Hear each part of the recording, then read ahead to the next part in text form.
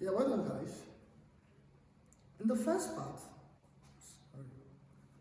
well done, guys. Like I've explained earlier in the first part, I've exposed you to how to identify an ordinary differential equation. I've also mentioned how do you identify the order and degree of an ordinary differential equation. But one thing I want you to know is this. Every ordinary differential equation, they exist in different forms.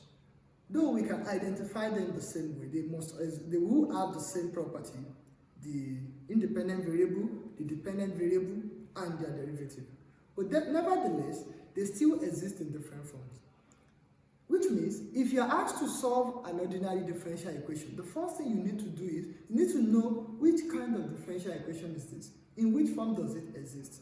So after you have identified the forms, that is when you can say, okay, let me now go ahead to solve this differential equation because it exists this way. So in this aspect, I'll be exposing you to some forms in which a differential equation exists. And how do we solve questions under those forms? How do we solve an ODE? Now let me start by saying, some of these differential equations, they may exist in variable separable. Some of them may exist as homogeneous differential equation. Some of them might exist as exact differential equation, some as a linear differential equation, and many other forms. But in this aspect, the first aspect, I'll be talking to you about a differential equation under variable separable. So we call it a variable separable differential equation. Now, the question you should be asking me is, how do I know? If I'm given a question now, how do I know that this differential equation is under variable separable differential equation? Very easy. Look at the word, variable separable. Just like you have seen in our example, you will notice that every differential equation has two variables. So by the word variable separable, it means for you to have, if you have any differential, let me just say, anytime you have a differential equation in which you can separate the variable completely, explicitly, you can separate the variable x from the variable y, then it means that differential equation falls under variable separable. But not that alone. Now let's break it down. What we are saying is that if you have a differential equation which can be expressed in the form the y dx equals f of x g of y. Now let me say this. This is the y dx, the derivative. F of x representing function of x, g of y representing function of y. And they are not together, which means f of x means the expression of x stand alone, the expression of y stand alone. If you have any differential equation, you can write in this form. Or, in this case, let you have f of x dx equals g of y dy. Whereby the expression of x can be beside the x and the expression of y can be beside the y. Completely. Here you cannot have y here and neither can you have x here. Any differential equation that can be expressed in this form, we call them a differential equation under variable separable. That means you can separate the variable completely. I think I get what I'm saying now. But one thing I want you to know is, nobody, unless we are just trying to introduce you to the concept, nobody is going to give you the question in this form, whereby the variable have been separated. No. The major job you are going to do here is, you will try to separate the variable. Now let me give you an example. If I have the y with respect to the x equals x cubed sine y. This is like the y dx. This is x cubed. This x cubed here is standing like a function which is described in variable x. And this sine y here is standing like a function which is described in variable y. Here now, I can separate the variable x and the variable y completely. This differential equation is under variable separable. But if I observe that I am unable to separate them completely, let me give you this. If you have the y dx equals x squared plus x cubed sine y. If you have this, the only thing you can do is you will have the y with respect to the x equals x squared into, by the time you factorize x squared, equals x squared into 1 plus x sine y. What you observe here is that there is no way you can separate variable x and y completely. This kind of differential equation is not a variable separable differential equation. So whenever you are given a differential equation, if you look at it and you observe that you can write it in this form where you have this, or you can go ahead to describe it in this way, whereby function of x stand with derivative dx and function of y stand with the y. And in that case, to say you have a variable separable differential equation. And let me let you know, this is a straightforward situation now. A variable separable differential equation is a first order differential equation, which means the derivative you will not have the square y the x squared here. What you will always have is the y dx, because every variable separable differential equation, they are first order differential equation. Now let me go on to tell you, it's like a first order differential equation that can be expressed in the form g of y dy equals f of x dx, or the y and the x equals f of x g of y, and where f of x is function of x, g of y is function of y. What do we call them? They are called variable separable ordinary differential equation. You should be asking me ordinary. Why? Because the word, yes, you understand differential equation, but the word ordinary, because we are using ordinary derivative. We are not doing partial derivative. We are not saying partial derivative of y with respect to partial derivative of x equals f of x g of y. We are not saying this. We are using ordinary derivative. That's why we call it ordinary differential equation. And I want to say, the first thing, note, to solve a variable separable ordinary differential equation, you must be able to identify the function of x and likewise the function of y. And that's what I'm saying here now. Can you identify f of x and g of y? Identify both of them. Then, through this following example, I'm going to show you what are the other steps you need to follow while solving a variable separable ordinary differential equation. So let's look at the first example. Let's look at the first question. You have solve exponential y plus 2 sine x dx minus exponential y cos x dy equals 0.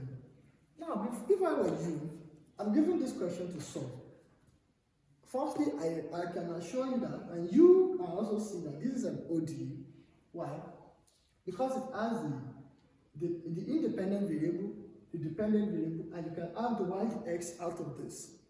Now, I would like to check, is this a variable separable differential equation? That's the first thing I would like to do. Now, how can I get that done?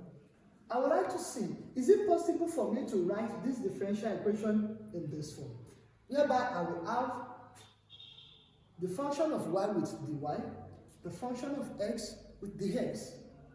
Now, if I were you, I come to this place. Anytime you are given something of this nature, first separate dy to one side of the equation and let dx be on one side of the equation. So by that, you can easily say exponential y plus 2 sine x dx equals exponential y cos x dy. So by this now, what it tells me is if truly I'm going to write it in this form, every single expression here must be in form of y, while every expression here must be in form of x. So the first thing I will look through is, okay, if I'm looking through this equation now, what is not supposed to be here? That's the first question. Because if this is dx, everything here must be in terms of x. That tells me exponential y plus 2 should not be beside dx. Because the rule says I should have g of y beside dy and f of x beside dx. And at the same time, I can also confirm that cos x should not be here.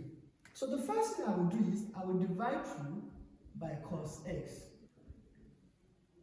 If I divide through by cos x, by that, cos x here will be divided out. So I will now have exponential y plus 2, this will be here. I will now have sine x over cos x dx equals exponential y dy. So now I did not have any expression of x here again. So the next thing I'll check is, okay, there's still an expression of y here. How can I get this off from this side? So one of the ways to get this off is if I divide both sides by this value, I can assure you that it will not be here anymore. So we can easily say divide both sides by exponential y plus 2 divided by exponential y plus 2. At that situation, you have this divided out. So at the end of the day, we will now have it as sine x over cos x dx equals exponential y over exponential y plus 2 exponential y plus 2 dy. Ladies and gentlemen, now we can see that this is f of x dx, this is g of y dy. We have been able to separate variable x completely away from variable y. That confirms that this question is under variable separable differential equation. Now the question you ask is, or you'll be intending to ask is, now I've gotten to the spot, what next? Let me quickly tell you, if you are able to separate each variable away from each other, the next thing you need to do is you integrate both sides of the equation. Once you are able to separate variable y from variable x completely, without having x here, without having y here, then the next thing to do is to integrate both sides of the equation. So in that case, I will go on to say integral of sine x over cos x dx equals integral of exponential y over exponential y plus 2 dy. Now, the question is, how do we integrate this? And that is one of the concepts we have done in our last video, integral calculus. I will advise that you try to see it, but nevertheless, I will break it down.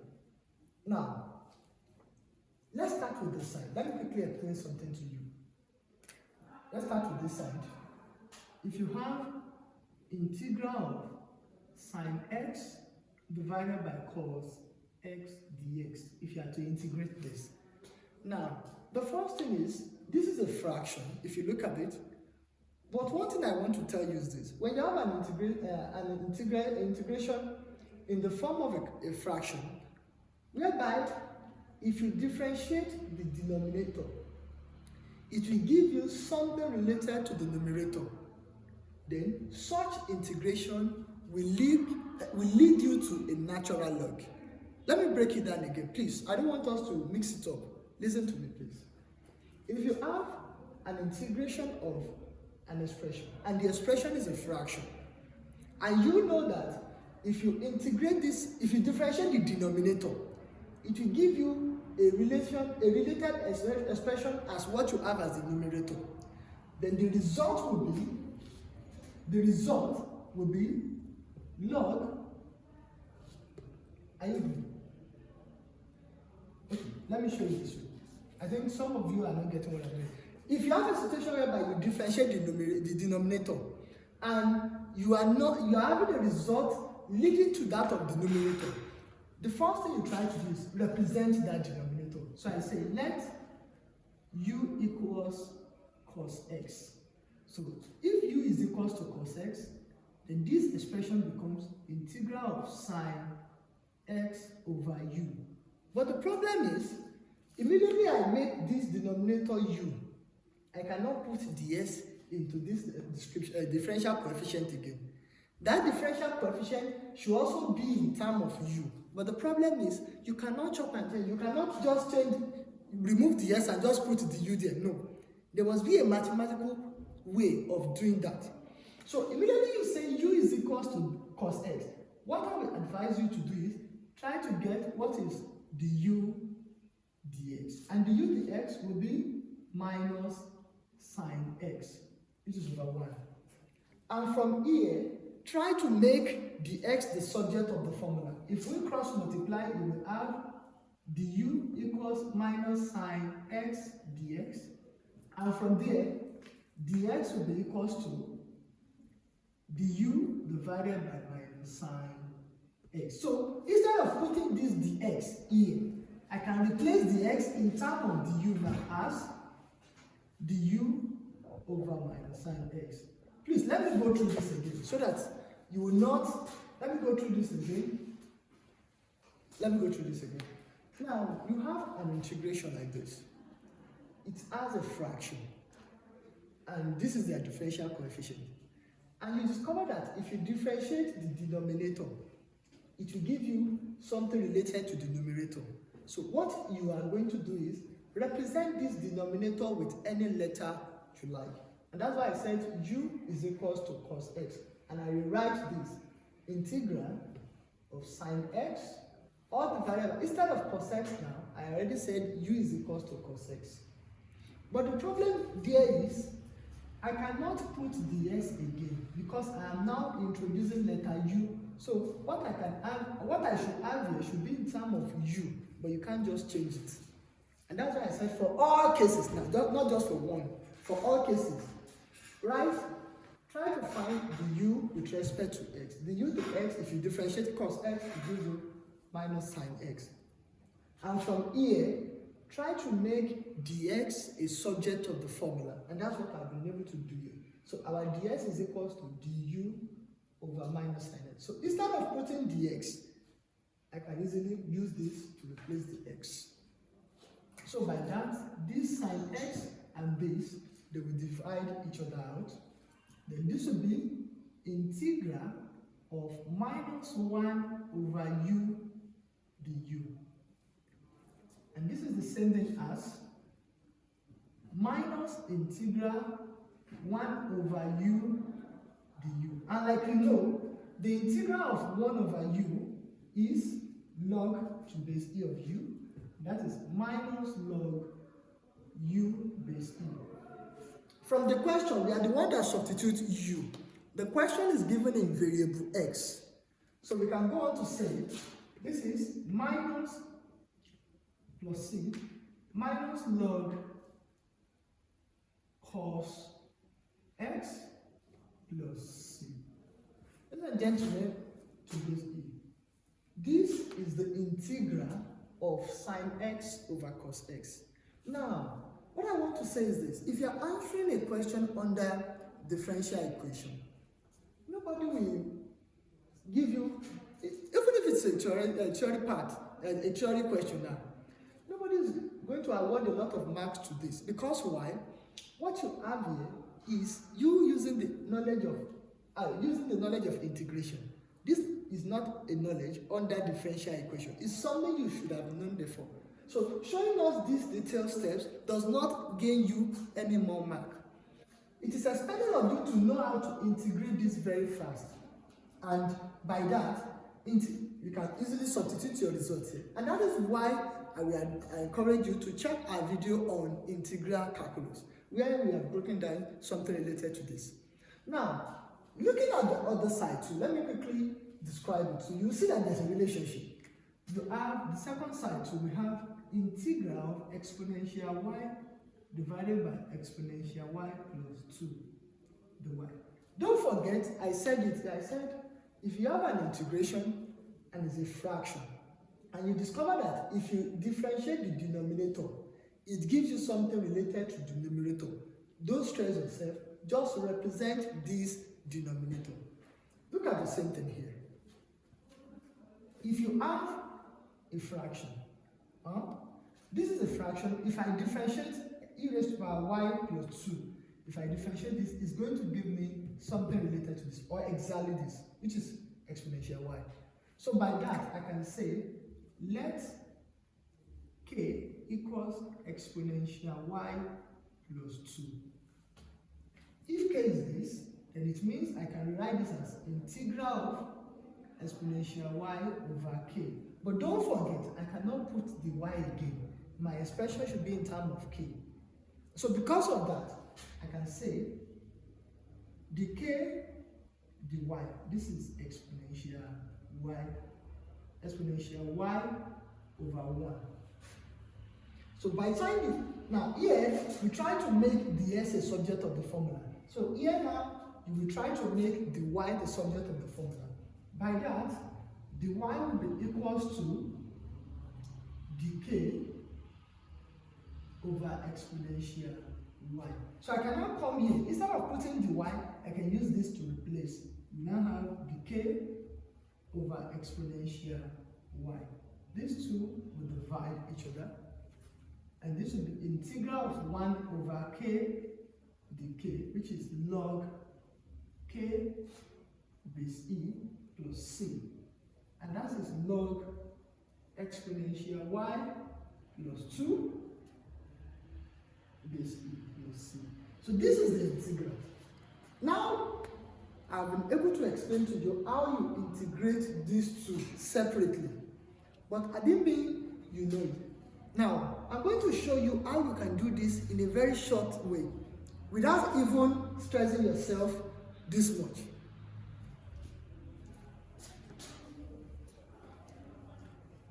But I will advise that you follow through and check our videos on integration. But to complete the solution first. So if we go through this solution, you will see that we can now see the integral of this now is minus log cos x base e. Now let me say this, please. If you have integration on two sides now, if you have integral on two sides, I want to say it is better to put your constant of integration on the other side. You don't need to put it on both sides.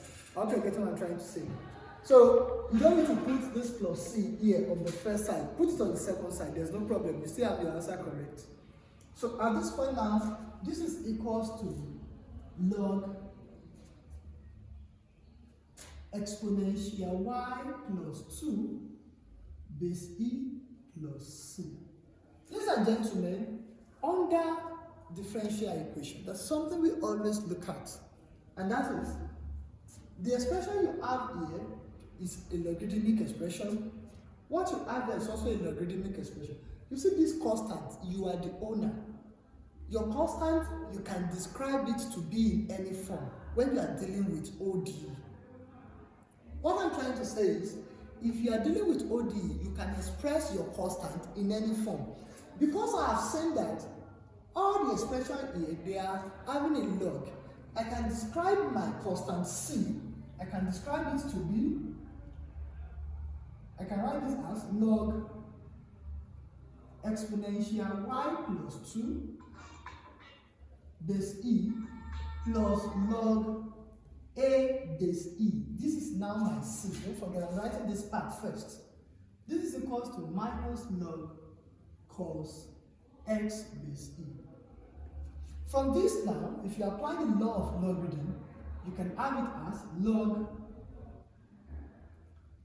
exponential y plus 2, or let's say log a into exponential y plus 2. Because when you have log of the same base and the operation joining them is addition, then you can write it based on single log and these two relating by multiplication. And this is equals to log cos x raised to power minus 1. Don't forget the law of logarithm that says log, if you have b log a, and this can be moved down here to the power as log a raised to power b base e. The same thing I did for this negative 1, the same thing I did here. So ladies and gentlemen, in this case now, if you have, under the law of logarithm, if you have log a equals log b, then this implies a is equals to b. In as much they have the same base. The same thing here, both log has the same base. So we can easily see our result is a exponential y plus 2 equals cos x all raised to power minus 1. And by that, I can still go on to say a exponential y plus 2 equals 1 over cos x. Ladies and gentlemen, I can still proceed to say a exponential y plus 2 equals sec x. So this is a result to the given differential equation. So, and I want to say, one thing we will notice is the result to a differential equation is also an equation. So whenever you are given a differential equation to obtain the solution to any differential equation is still an equation. You can see. If you like, you can proceed further to describe this, but definitely you will still not go outside this, which we have here. So that is the solution to the first question. Now, let's move down to solve the second question.